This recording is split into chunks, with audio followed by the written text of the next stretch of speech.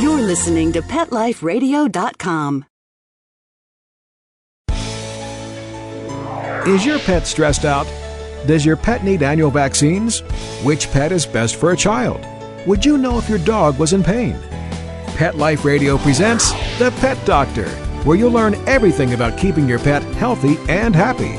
From pet care, pet meds and grooming, to pet food, pet insurance, and dental care, this is the place to find out everything there is to know about pet wellness.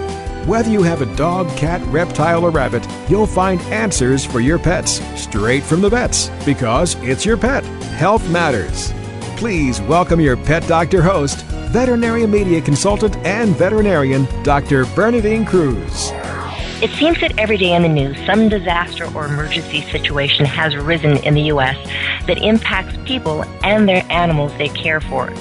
The emergency may affect a single family or cities and counties.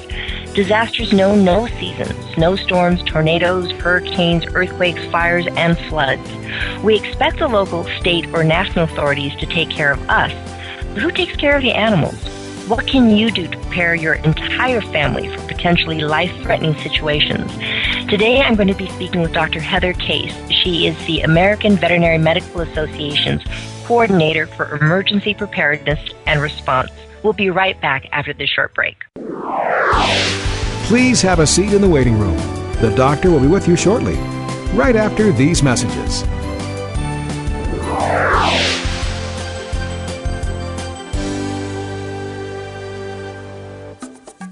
Hey, ready to take a walk? Not just you, but the whole family. It's the 2009 Whisker Walk, Sunday, June 7th from 11 to 3 at the Lancaster Fairground in Lancaster, Massachusetts. Pet owners and animal lovers walk to lend a paw to benefit the animal shelters and pet charities they love. Come see exhibits, demonstrations, educational programs, special attractions, product giveaways, entertainment, auctions, raffles, food, fun, and things for adults and kids to see, do, and buy, both human and pet related. Whisker Walk 2009, a fun day for everyone. For more information, log on to whiskerwalk.org. Coast to coast and around the world, it's Oh Behave with Arden Moore. Find out why cats and dogs do the things they do, and get the latest buzz from wagging tongues and tails in Rin Tin Tinseltown. From famous pet experts and best-selling authors to television and movie stars, you'll get great tail-wagging pet tips and have a fur-flying fun time. Oh Behave with America's pet edutainer, Arden Moore. Every week on demand. This is the place for a special paparazzi treat. Only on PetLifeRadio.com. Let's talk pets on PetLifeRadio.com. Welcome back to the Pet Doctor on Pet Life Radio with Dr. Bernadine Cruz. The doctor is in, and we'll see you now. Dr. Case, thank you very much for getting on the phone today, because I know that AVMA and your VMAT group is getting ready to be deployed. Can you tell us where they're going? Well, that's correct, and thanks for the opportunity to be on the phone today. Right now, we are in the process of coordinating very closely with the State Veterinarian's Office in North Dakota in the rapid rising floodwaters. And currently, we're on standby. Our commander is Dr. Gary Goman, involved also with his state medical veterinary reserve corps, and he and the state teams are currently preparing to deploy to assist in the flooding evacuation in North Dakota.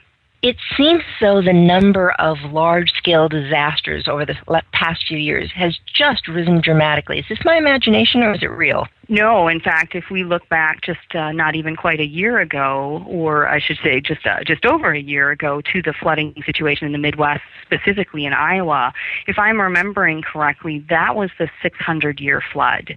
And the percentage of rainfall that was experienced in the Midwest last year in the flooding in Iowa was in the hundreds of percent above normal.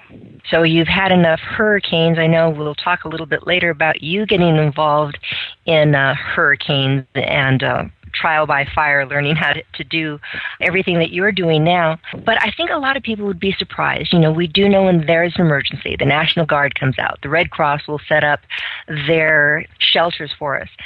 They're not taking care of animals? Well, we've learned a lot since Hurricane Katrina, and certainly the passage of what's called the PETS Act, or the Pet Evacuation Transportation Standards Act, which is essentially an amendment to the Stafford Act and allows for state and local governments now, if they plan ahead and prepare for pets, companion animals, household pets, and service animals is the technical term, there is some funding and there is greater awareness.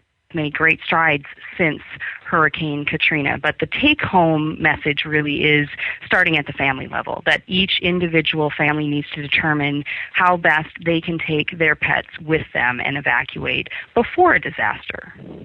What should a family do to prepare? What are some simple things they can do?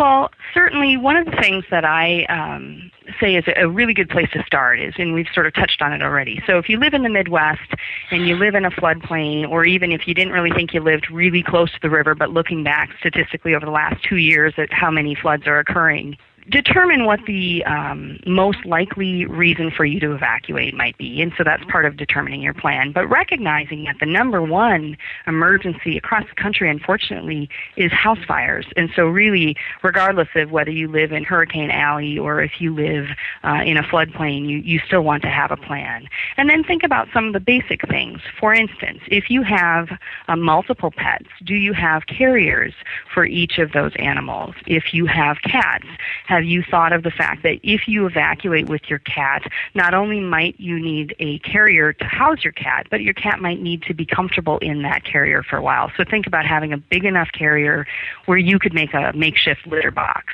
for instance.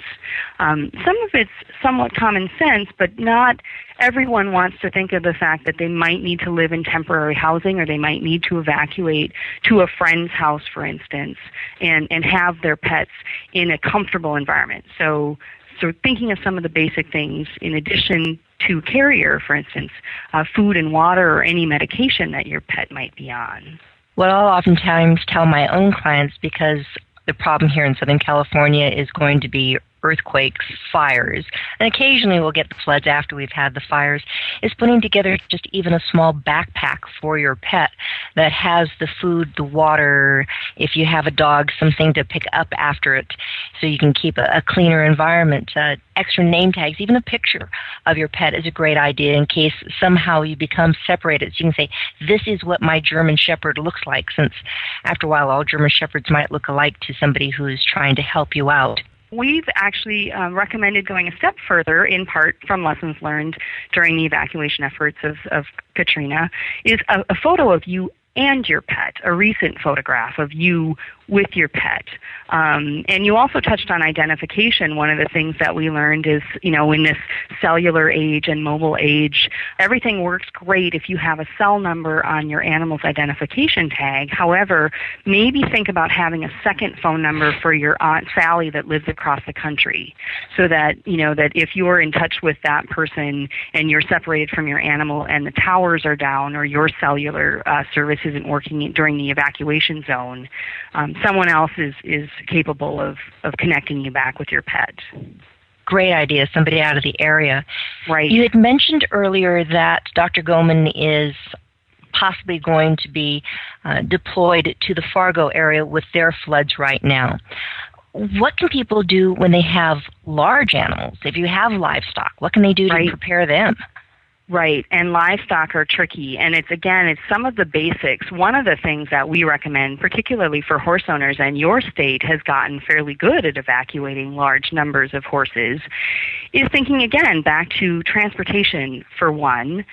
Do I have a horse trailer? Okay, if I don't have a horse trailer, am I associated with someone who has one? And so something that I know has been quite successful in Southern California have been networks of horse owners developing, sort of this, I have 3 horses and I have a 1-horse trailer, which, is probably not real common, but the point being, I know I'm going to need assistance to evacuate my animals, and here's a list of phone numbers that I've predetermined from friends of mine who have said that in an emergency evacuation, they're willing to assist me.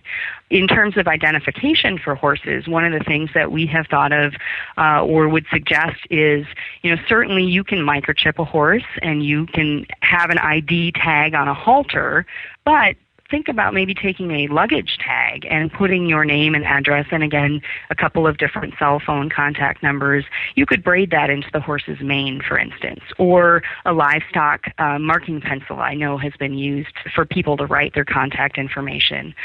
And again, for horse owners, we would suggest having things in your evacuation materials, for instance, Coggins papers or health certificates, registration papers, those sorts of things in addition to contact information for veterinarians. You may want to think about veterinarians about 60 miles outside of where you live, or having sort of a backup, a sister veterinarian that certainly your own practitioner would be able to refer you to in the event that you have to evacuate outside of the area. And sometimes it's amazing how huge these areas can be that are affected. I know, especially with Katrina. We're talking a bit about also the VMAT teams. What is a VMAT team? So the VMAT teams it stands for Veterinary Medical Assistance Team.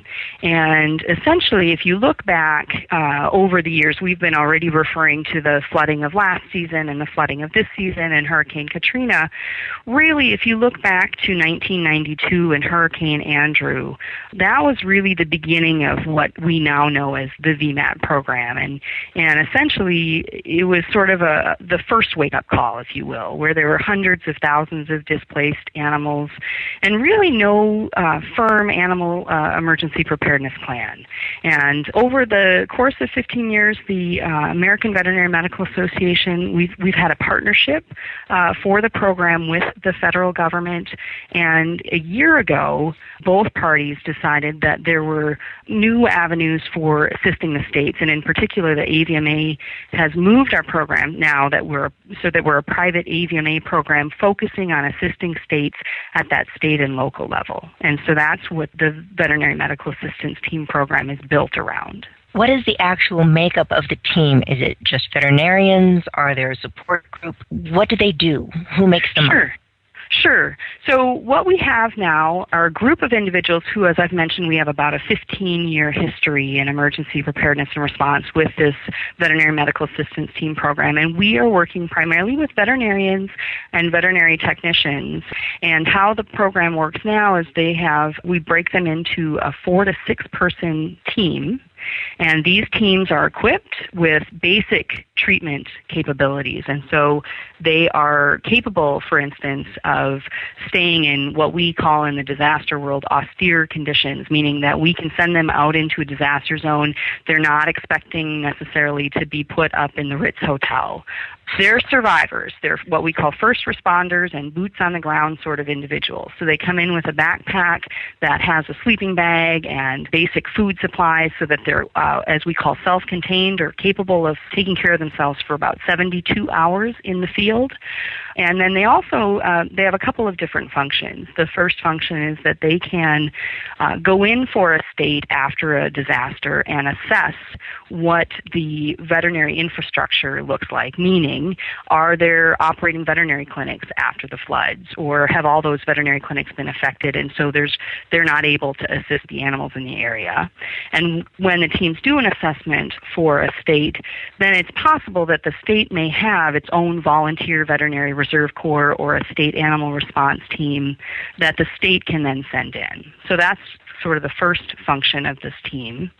And if the state has sent in their own medical reserve corps and the recovery efforts go on longer than anticipated and they need assistance, or if the state has not gotten to a point yet where they're prepared and capable of assisting these animals with veterinary care, then we have also a basic treatment team, and that's, again, 4 to 6 veterinarians and veterinary technicians working together that can come in and do the hands-on veterinary care for a state in a shelter system. This sounds like a tremendous commitment that these teams are making. How are they funded? Well, we're very fortunate in that we have been funded by our American Veterinary Medical Foundation, who has provided generously support for the program throughout its 15-year history, and moving forward with the new mission of working as an AVMA, AVMF program at the state level. They continue to support us, and it is generously a gift to the state. And we send these teams out. The early assessment teams are available as a gift, again, funded by the foundation for 72 hours of boots on the ground time. And the basic treatment teams are available for up to 5 days if the states need them. Now, it sounds as though sometimes you'll have people who are directors of programs and they know the theory of it, but they've never been in the field. You, however, Dr. Case, I know, have been in the field. Can you give us your perspective from where you've been, what you saw, where's maybe some of the heartwarming stories? Oh, absolutely. And that's exactly right. Certainly those of us who work on these issues often full-time have that boots-on-the-ground experience, which sort of, awakens your interest in this activity. Lots of challenges, of course, when you're talking about emergency preparedness and response, and in particular evacuating animals. There have been lots of lessons learned, some of them we've talked about in terms of making sure that we identify animals. And if we are evacuating humans, certainly we know that a very large percentage of the human population, and in fact, AVMA keeps statistics, 60% of the U.S. households have pets.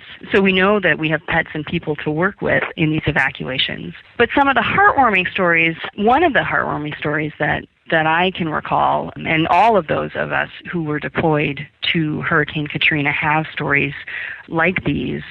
But, several weeks, some of these evacuation efforts can take many weeks before everything is back to some form of normal. And during Katrina, certainly that went into weeks on end. And we had a couple who had given up all hope of finding their pet. And I was fortunate to meet with them. And it was a veterinarian, actually, that assisted, aside from myself, in, or I should say a veterinary examination that assisted in finding this pet. It was a cat that they were searching for, and it was an older black female. And, of course, we had lots of older black females in the pet shelter. But what the owner could recall was that she had had her cat to the veterinarian just a few months prior to Hurricane Katrina, and they had diagnosed a small bump under the tail that they determined not to be a big concern, but that it was there, so some type of identifier. And I had shown the couple cats up and down our medical ward, and there was one last cat that I wanted to show them. And sure enough, there were two things. One, this cat did have a little bump under her tail, but they had also, every once in a while, had written an address of where they'd taken the animal from. And sure enough, on this cat's particular record was an address of where they had found her, and it matched with this owner. And this was their 18-year-old cat named Lydia. Oh, my goodness. That was, in my mind, probably my favorite reunion story, but we all had reunion stories. And we hope for reunions. Where we work now in the post-Katrina days really is how do we make sure that if we have to house pets separate from their people, how do we keep them coordinated so that we make sure there's reunion? A very large undertaking, and alas, the services of VMAT, the AVMF, and the AVMA are needed way too frequently.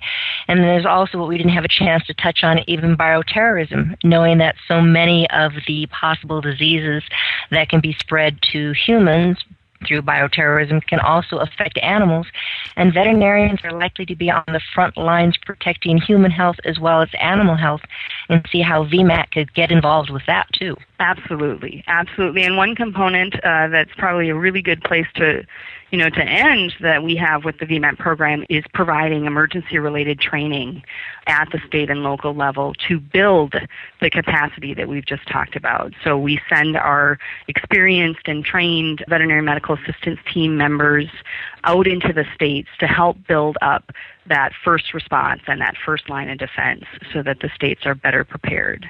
Dr. Case, if the listener right now said, I just need to do something, I need to get involved with this, I need to help, what can they do? There's two things that I would suggest to a veterinarian listening today. One, absolutely, education of clients is imperative. Education themselves, preparing everyone to think about what we've just talked about. And if you have pets, it's somewhat basic information, but preparing a plan. Certainly the AVMA offers a brochure. It's called Saving the Whole Family, and we have actually a disaster preparedness series on our website. And that can be found at www.avma.org. Kind of goes over a lot of the topics that we've talked about in a little more detail. The second thing, however, is as a veterinarian, we need to be involved. We need to know who in our communities would be in charge of responding if animals are involved. We need to reach out, start talking to people who are in traditional emergency management roles. It might be your police department, your fire department. Start talking to the officials in your city and make sure they know that you have special expertise that you can provide simply because of your training as a veterinarian to assist in the health and well-being of animals. And in particular, we're talking about following an emergency response. And if somebody wanted to say they had some extra money, they had no idea what to do with it, can they donate money? Absolutely, and I would encourage them to go to the Foundation's website at www.avmf.org, where they can learn about how they can assist further in these efforts. Well, Dr. Heather Case, thank you so much for being with us today. After the short break, we'll be right back, and we'll be talking to somebody from the American Veterinary Medical Foundation and learn what they're doing besides helping VMAT, helping people, and helping pets, as well as other animals. We'll be right back after this short break. Stay tuned. Please have a seat in the waiting room. The doctor will be with you shortly, right after these messages.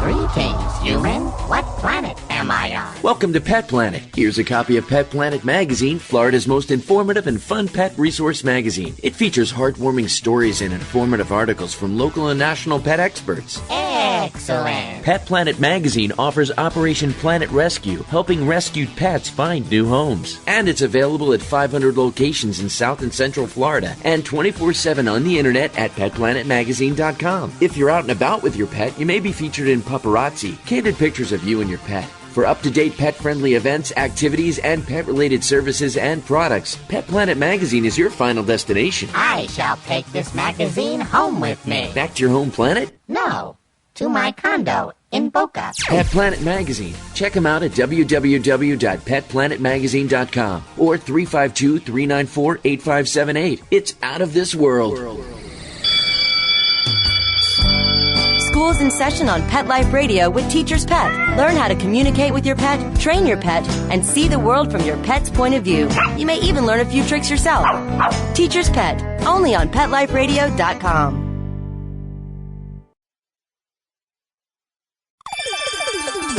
Let's Talk Pets on PetLifeRadio.com.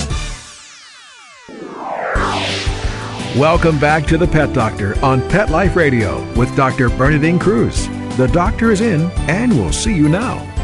Well, welcome back. At the top of the hour, we were speaking with Dr. Heather Case. She is with the American Veterinary Medical Association and was telling us that all too many times the Veterinary Medical Assistance Team, VMAT, from AVMF and AVMA, are going out into the field. So AVMF, the American Veterinary Medical Foundation. We're speaking right now with Michael Cathey. He is the director of the American Veterinary Medical Foundation. Thank you very much, Mike, for being with us today. Thank you, Dr. Cruz. My question for you is people that heard what VMAT does going, wow, this is amazing. This hasn't been something that's been ongoing forever. When did the VMAT team again come into existence? Well, I believe about 3 years ago, as an effort that came out of Katrina, is when the VMAT got up and running and became a very viable, legitimate program of the AVMA and the AVMF. And AVMF, again, exactly what is that? Okay, we're the American Veterinary Medical Foundation, so we're the premier foundation for veterinarians in the country, both supporting projects from the veterinarians, but also accepting philanthropic and charitable contributions on their behalf. And we'll talk a little bit about that, too, because there's some great ways that people can donate that is totally painless and doesn't even cost them really anything, going online. So I love that. Right. our primary mission is embracing the well-being and medical care of animals. And, of course, as you know, one of our biggest missions is around disaster preparedness and emergency training. But that also includes relief to veterinarians, relief to their practices. And these are veterinarians and practices who, in the time of a disaster, much like we've got going on now in North Dakota, if that veterinarian or their practice is out helping the animals in that area and providing services, we actually will reimburse them for some of those costs. That is amazing, because too often, yes, the veterinarians, we love animals. That's why we got into this profession. And when we see there's a disaster, you try and drop all and get out there and do the best you can. But then, of course, your income is going to be affected, and any type of a reimbursement is always well appreciated. I recently received a press release I thought was somewhat amazing. People might not realize that the Red Cross, when there is an emergency, they're not in a position to take care of animals. Is that correct? That's correct. And so we've partnered, as you know, we've partnered with the American Red Cross, and we're their arm, if you will, dealing with animals and animal issues in time of disaster. And again, the large disasters that we hear about, certainly that's the case, but I'm also very concentrated on the day-to-day individual disasters in our communities, and we're right there with the American Red Cross during all of that. Give an example of what happens on the day-to-day local level. Well, say someone, every day, and it happens, it doesn't make the media as much, but, a home burns or a house fire happens, that they have pets. And in some cases, it may be to a point where that family can no longer even provide for those pets. So at a local level, this MOU will address, and activities that we're putting into place will address taking care of those animals, getting them to a local veterinarian or a local shelter to be taken care of during that time of local disaster. And MOU, for those who aren't familiar, is a Memorandum of Understanding. And this is something that has been forged between the AVMA, the American Veterinary Medical Association, the Foundation, and the Red Cross. Is that correct? That's correct. I think sometimes the scope, on a local level, you are affected, your family is affected, and of course this is near and dear to your heart because it's up close and personal. People, I think, sometimes don't realize the vast numbers that animals can be affected in disasters. I heard someplace that disasters oftentimes will affect livestock and animal beings to a greater extent than the humans. Yeah, because, they're not... Luckily, I guess for humans, we kind of have some concept of getting prepared for this disaster. I think an animal doesn't. So in approaching storms or approaching floods, I think it's just a compounded effect on the animal. And it's so important. Dr. Case brought up the fact that AVMA has on their website brochures that you can just download to help get yourself, to get your livestock, because not everyone listening is going to be living in the suburbs. Some of them are going to be more rural, or just even where I live in Southern California, there are quite a few canyon areas where people have quite a bit of livestock. And when we get our fires, they've learned how to coordinate their neighbors to get those animals out there ASAP, and alas, they've had too much experience now in doing this and are doing a very good job of it. Absolutely. And also, Dr. Cruz, there is a place on our website about pet first aid. So even for a pet owner or others to do a little bit of immediate action before they could get to their veterinarian, or in a case where the veterinarian wasn't available, it actually begins to train the pet owner in some first aid, first responder type things. That's a great idea, Mike, because I know here in Southern California with our possibility of earthquakes, and we're right now having swarms of earthquakes. Thankfully, they're small, but they're concerned about them, that if there were a major disaster, the only person that you're going to be able to rely on, the only person your pets are going to be able to rely on is you, because first responders are going to be overwhelmed, so you need to take care of yourself, take care of your pets. So that is a great idea. Yeah, which is a great segue. It's almost we rehearsed it and we didn't. The foundation, the American Veterinary Medical Foundation, we've been funding a program for 2 years now that we're now in serious conversations with them for a memorandum of understanding called BART. BART stands for Basic Animal Rescue Training. And this is taking a veterinarian and training first responders. So instead of like the VMAT program, which you've heard about, which are veterinarians training veterinarians to be on call for a major disaster, this program, BART, is veterinarian training first responders, training firemen, training EMTs, training police officers, training sheriff's departments, so that when they're the first ones on site in either a small or a large disaster, they will have some concept of what to do. That is great. This is the first time I've heard about this, so it definitely wasn't anything that was prepared ahead of time. How far along is this program going, and what can the general public do to kind of push this along, saying, yes, we want this. We want our firemen to be able to help our animals? Yeah, well, BART right now is a program that began in the state of Minnesota, and it's very well known, I think, throughout the state of Minnesota. Lots of fire departments, police departments have been trained in Minnesota. They've been able to do some of that in Minnesota with funding from the American Veterinary Medical Foundation. But of course, we've seen that, hey, there's some there, and now we're working, and we're kind of in the infant stages of working out a strategic plan with BART Minnesota. And so for now, I would just encourage people that if they are interested, they could reach out to us at the American Veterinary Medical Foundation, avmf.org. You probably had avma.org earlier, but at avmf.org, and at least there's a place there for people to inquire, leave their name and number, we'll get back with them, that sort of thing. These studies these projects, the VMAT and BART that you're involved with, AVMF, I think are just absolutely fantastic and marvelous, and it's definitely something that can be in the public's eye. But there are other things that AVMF does. Can you give us a little bit of background, what other activities you're involved with? Yeah, there's probably two other major, what I would call categories.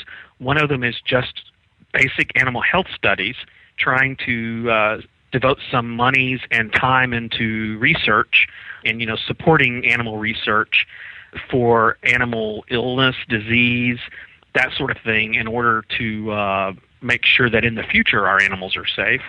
And the other thing that's important about animal health studies is so many times, as you know, Dr. Cruz, the research being done about animal illness, animal health, also is very applicable to human illness and human health. And so we feel like that's one broad thing. The other one is education, veterinary education. So scholarships to veterinary students, funding for veterinary education type projects.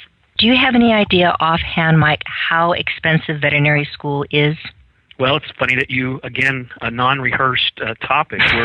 We're working on a program We're working on a program right now that we're calling the Rural Veterinarian Recruitment and Retention Program, because as you know, there's a major shortage of veterinarians in rural America, and most of those deal with food animal veterinarians. And it's a program we're developing to try to encourage veterinary school graduates to go practice in rural America where those food animal operations are.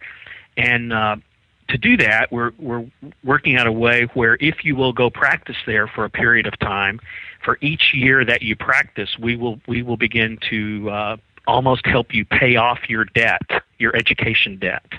And a long way to get to your question about what that may be. They're saying anywhere from $100,000 to $120,000 will be the debt that a new veterinary graduate will have when they get out of school. And what many listeners probably are not aware of, or maybe they are, is that what a veterinarian gets paid and what an MD gets paid are not really on the same level. So oftentimes we'll get into this profession because, yes, we love animals, we want to help people, we want to help their animals, and help the environment at the same time, this one world, one health, one medicine.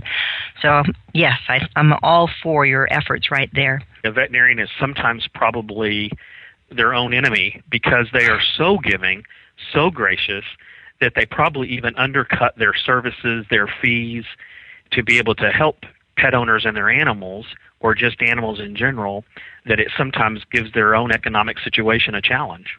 It is tough, but it's hard to say no to someone when that's Absolutely. Their kitten, that's their puppy, and they have no money. It's like, okay, let's see what we can work out here for you. Exactly. So here's our segue into money. So for the AVMF, in order to function, you need money, as everyone else. What are ways that people can donate? Yes, they can just go to avmf.org, but are there other long-term ways that they can donate to you? Well, that's probably the easiest, is reaching out to us through avmf.org or just getting in touch with us. We have several appeals that go out throughout the year, appealing on different avenues or different vehicles for our projects. Right now, most of that appeal is internally to the veterinary profession, mainly to members of the American Veterinary Medical Association. There's 78,000 member veterinarians, so most of our appeal is going there. There is some corporate appeal or industry appeal that happens as well, and of course our long-term goal that the AVMF has never went down that road is to the public, and so that's it's a place it's kind of an unlimited market to go into the public, and that's why we're developing programs like BART, so it will become relevant at a local level so that we can reach out to them for funding. I went to the AVMF website and saw that you have estate planning. Is that just for veterinarians, or that could be used by the public? It could be used by anyone. Again, we have not been doing the best job we could be with that. We've been doing much more internal. So, for example, we'll have estate planning sessions. I think there'll be one each day at the American Veterinary Medical Association's convention in Seattle this summer. So we're, again, geared more toward those member veterinarians who are attending the annual convention. I'm hoping someday that we will be on the road, if you will, maybe 6 or 7 places a year, that we could be around the country also providing estate planning sessions right at the local level. So you don't have to have as much money as Leona Helmsley to donate, but any type of donation would be great. That's right, and in fact, when you talk about charitable giving in this country, most of the charitable giving comes from people who don't have a lot of money. It's kind of those who have less are usually the bigger givers, though I would like to have some of Leona Helmsley's trust money. It will certainly help us, if we have I've always said it's better almost to have 1 million $1 donors than $1 million donor, because if something should happen to that $1 million donor, you got a problem. But if you've got 1 million people giving you $1, you've got a base of friends.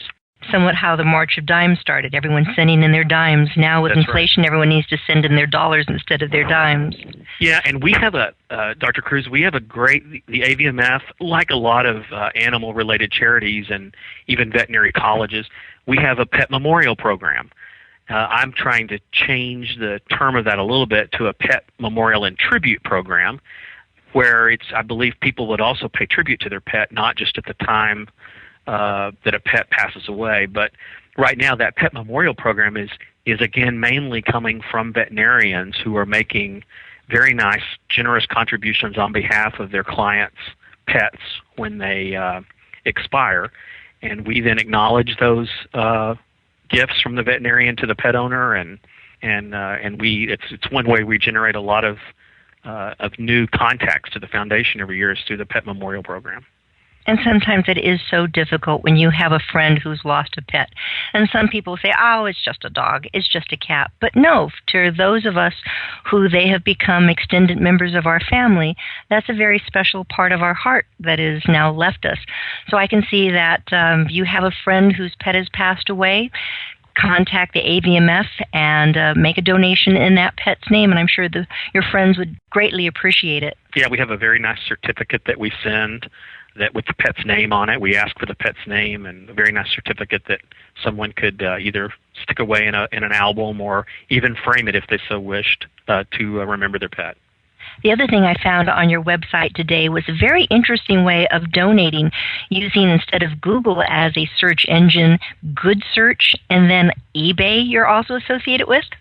Yeah, and there's lots of those, and in fact there's some even that haven't got our website completely up to date. PetGive is another one. iGive. PetGive is the one that I'm most familiar with, in that actually when you're shopping at major retailers through PetGive.com, you can choose the American Veterinary Medical Foundation as a recipient to get a percentage of what you spend at Walmart or Borders or Target, and so it's just another way to be able to give. So these are all places where we're shopping anyway, and now a portion of the money goes to you? Yeah, well, and it's online shopping. That becomes a little bit of the trick, if you will, in that if you're doing a lot of online shopping, that's how it happens. It won't happen if you're just driving up to the retailer. But if you are shopping online, which mainly around holidays or special occasions people do that, we would appreciate them remembering the American Veterinary Medical Foundation when they do it. Or for those busy people and gas is still expensive, it's a great way. Save your gas money and go online and purchase your products that way. Good idea. Right. Well, Mike Cathey of the American Veterinary Medical Foundation, thank you very much for being with us today. You've given us some more good information on ways that pet owners can get involved with not just taking care of their own pets, but pets and animals throughout the United States. The goal of this show has always been to entertain, educate, and to motivate you to be the best pet owner that you can be. Any questions? Drop me a line at thepetdoctor@petliferadio.com. Mike Cathey of the American Medical Veterinary Foundation, thank you so much for being with me today. Pets can be a wonderful addition to your life. Keeping them healthy and happy is important. Pet Life Radio presents The Pet Doctor with veterinary media consultant and veterinarian Dr. Bernadine Cruz. Whether you have a dog, cat, reptile, or rabbit, you'll find answers for your pets straight from the vets. The Pet Doctor, on demand every week, only on PetLifeRadio.com.